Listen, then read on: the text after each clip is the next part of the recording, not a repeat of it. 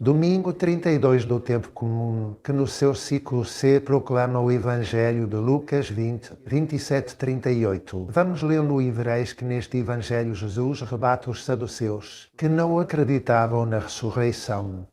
Ao contrário dos fariseus, com os quais tantas vezes Jesus teve discussões, mas por outras questões, porque os fariseus sim acreditavam na ressurreição. Como digo, neste caso, é um evangelho referido aos saduceus e diz assim: naquele tempo aproximaram-se alguns saduceus, os que dizem que não há ressurreição.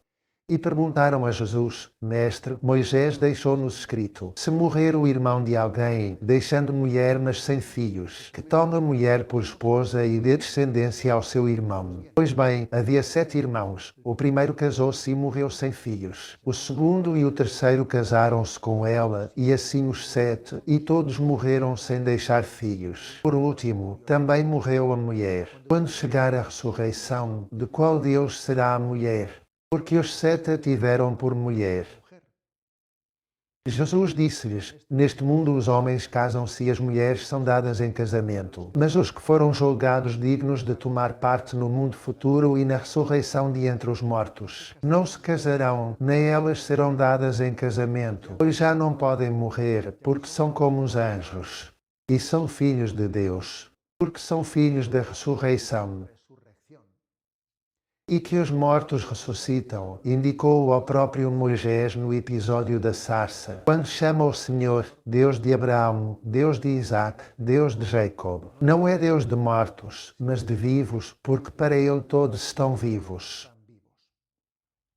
Portanto, é um evangelho em que Jesus fala com firmeza sobre a ressurreição. Estamos ainda próximos da solenidade de todos os santos e da comemoração dos fiéis defuntos. E este evangelho ajuda-nos a aprofundar ainda mais o mistério do além da morte. Neste caso, falando da ressurreição dos mortos. A nossa fé católica não se reduz a confessar a imortalidade da alma. No momento da morte, a alma separa-se do corpo. E a alma é imortal, enquanto o corpo se corrompe. Mas, além de crer na imortalidade da alma, cremos na ressurreição do corpo no fim dos tempos. E isto é característico da fé cristã. E é algo específico da fé cristã. Há muitas outras religiões que acreditam na imortalidade da alma.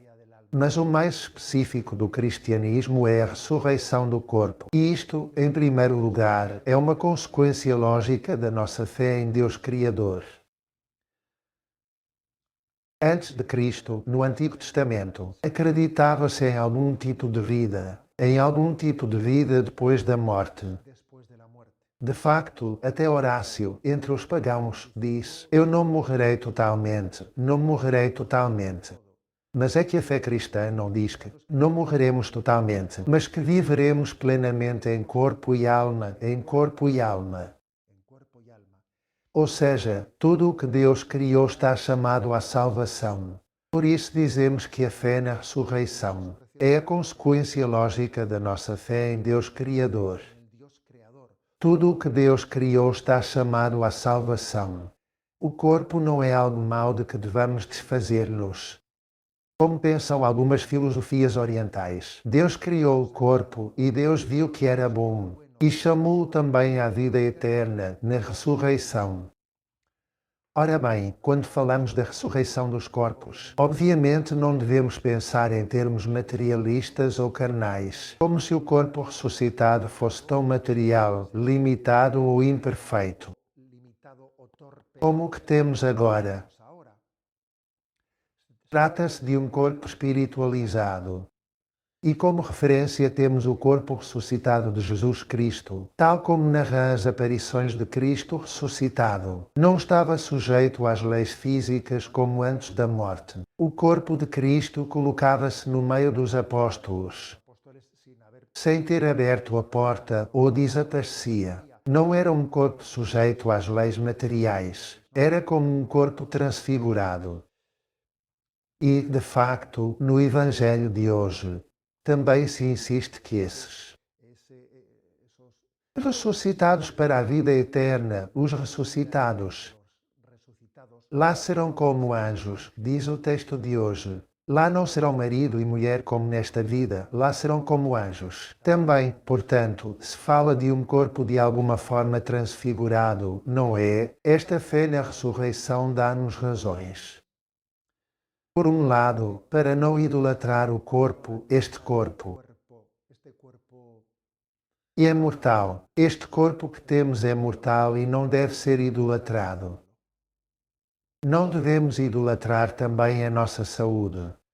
Por exemplo, na primeira leitura da liturgia de hoje fala-se da mãe dos Macabeus. Suportou com uma fé e uma fortaleza incríveis o martírio dos seus filhos, porque tinha fé na ressurreição e por isso foi capaz de suportar o martírio, porque tinha fé na ressurreição. O mesmo acontece com a saúde. A saúde deve ser cuidada, mas não devemos fazer dela um Deus. Devemos até estar dispostos a desgastar a nossa saúde, empregando-a bem ao serviço de Deus e dos outros. Ou seja, não idolatramos este corpo, porque sabemos que é passageiro e que o nosso corpo definitivo é o corpo ressuscitado. Mas, ao mesmo tempo, a nossa fé na ressurreição leva-nos também a ter respeito pelo corpo, um verdadeiro respeito. Por exemplo, vivendo em pureza e castidade. Algumas filosofias orientais, por não acreditarem na ressurreição, pensam que não importa viver no desregramento sexual ou nas bacanais, ou com as drogas, porque, afinal, que importância tem o corpo?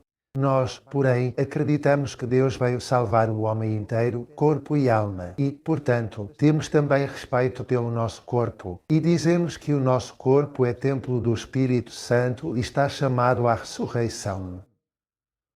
Não idolatramos este corpo mortal, mas tratamo-lo com respeito, porque está chamado à ressurreição. E outro sinal também da nossa fé na ressurreição é o sentido de respeito que temos pelos defuntos, pelos cadáveres, pelo corpo morto, porque esse corpo morto é também penhor de ressurreição. E por isso existe a tradição de venerar as relíquias, os restos do corpo de um santo, porque vemos nelas uma relíquia da ressurreição.